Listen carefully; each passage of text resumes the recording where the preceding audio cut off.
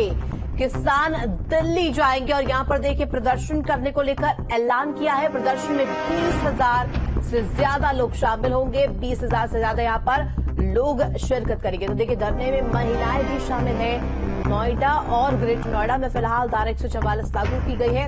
अपनी मांगों को लेकर धरना दे रहे हैं किसान। नोएडा पुलिस और दिल्ली पुलिस अलर्ट मोड पर फिलहाल नजर आ रही है। 160 गांव के किसान यहां पर जुटेंगे। 20,000 से ज्यादा यहां पर इस प्रदर्शन में लोग शामिल किए जाएंगे। खबर पर जानकारी के लिए संवाददाता अमित हमारे से जुड़ गए हैं। अमित, किसानों का आज दिल्ली कूच का ऐलान है, इसको लेकर फिलहाल क्या अपडेट मिल रही है?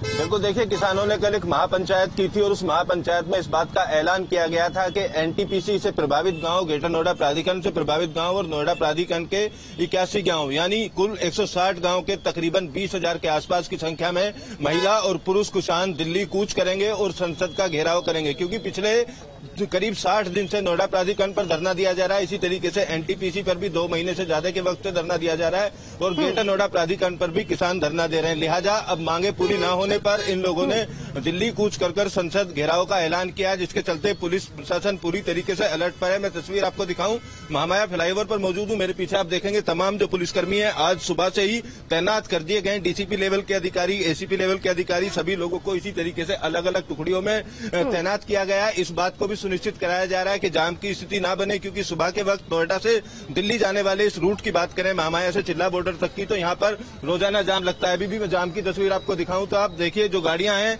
रेंग रेंग कर चलने के लिए इसलिए मजबूर है क्योंकि चिल्ला बॉर्डर पर दिल्ली पुलिस द्वारा बैरिकेटिंग की गई है।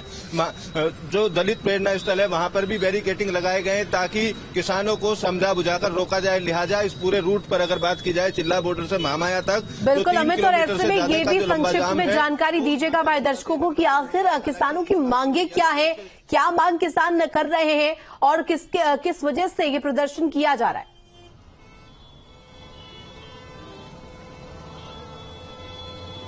बिल्कुल, देखिए किसानों की अगर मांगों की बात की जाए, सबसे पहले नोएडा प्राधिकरण के प्रभावित किसान जो 81 गांव के किसान हैं उनकी मांगों की अगर बात कर ले तो उन लोगों का साफ तौर पर कहना है आबादी निस्तारण पहला उनका मुद्दा है। आबादी निस्तारण का मतलब मायना यह है कि जो पुरानी पुश्तैनी जमीन है, इनके गांव है, घर मकान है, उन पर नोएडा प्राधिकरण का नाम दर्ज है। इनके नाम वो जमीन नहीं है, वो इनके नाम दर्ज की जाए। दूसरी तरफ जिन किसानों की जमीन का अधिग्रहण हुआ है उनको प्रति परिवार के आधार पर 1,000 मीटर जमीन गाँव में छोड़ी जाए और 10% विकसित भूखंड इन किसानों दिया जाए। साथ ही साथ बढ़े हुए मुआवजे को लेकर ये नोएडा में जो प्रदर्शन है चल रहा है किसानों का पिछले काफी दिनों से, और कई दौर की जो मीटिंग है अधिकारियों के साथ वो भी हो चुकी है लेकिन विफल रही। लिहाजा अब संसद घेराव का ऐलान किया। इसी तरीके की मांग ग्रेटर नोएडा प्राधिकरण के 55 गांव के किसान करते हुए पिछले 9 दिन से धरने पर बैठे हुए हैं। एनटीपीसी की अगर बात की जाए तो एनटीपीसी जिस वक्त बनाया गया था उस वक्त तकरीबन 24 गांव की जमीन को अधिग्रहण किया गया था। उन किसानों की मांग की अगर बात की जाए तो उन लोगों का कहना है कि एक समान मुआवजा दिया जाए। किसानों का आरोप है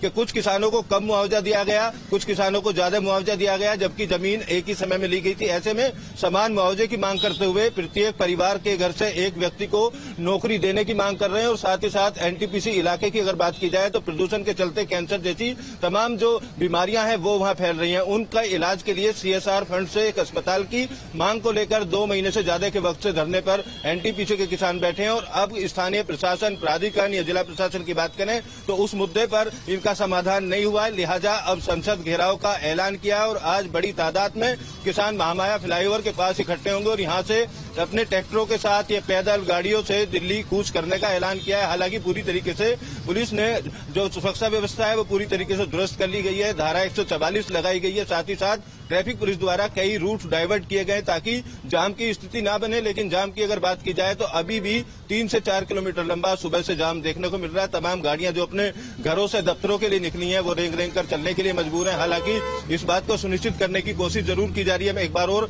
आपको जाम की तस्वीर यहाँ पर दिखाऊं तो देखिए जो पुलिसकर्मी है वो लगातार गाड़ियों को निकालने के लिए मुस्तैद जरूर दिखाई दे रहे हैं क्योंकि बैरिकेटिंग लगे हुए हैं। ऐसे में गाड़ियों की रफ्तार धीमी हो गई है और तकरीबन हजारों अगर गाड़ियों की संख्या की बात करें तो हजारों गाड़ियां इसी तरीके से रेंग रेंग कर चलने के लिए मजबूर हैं। हालांकि सुबह के वक्त की अगर बात की जाए तो रोजाना इसी तरीके के हालात 8 बजे से 10 बजे तक इस रूट पर देखने को मिलते हैं। लेकिन आज अगर बात की जाए तो यहाँ पर किसानों के प्रदर्शन को देखते हुए अलर्ट है और अलर्ट के चलते बैरिकेटिंग भी लगाए गए पुलिसकर्मियों कर्मचारियों को भी तैनात किया गया है और रोड पर खड़े होने वाली गाड़ियों को भी तुरंत यहां से हटाने के आदेश दिए जा रहे हैं। लेकिन बैरिकेडिंग होने की वजह से जाम की स्थिति अभी बनी हुई है। माना जा रहा है 12 बजे के आसपास तक जो किसान संगठन है वो यहां पहुंचेंगे। उसके बाद बैरिकेडिंग और पुलिस की जो संख्या है वो और ज्यादा दिखाई देगी। और किसानों को समझाने के लिए जो सूत्रों के हवाले से हमें जानकारी मिली है, रात भर पुलिस और प्रशासनिक अधिकारी किसान संगठनों से बात करते रहे, लेकिन अभी जो सूत्रों ने जानकारी दी है अभी सहमति नहीं बनी है। अभी भी तमाम किसान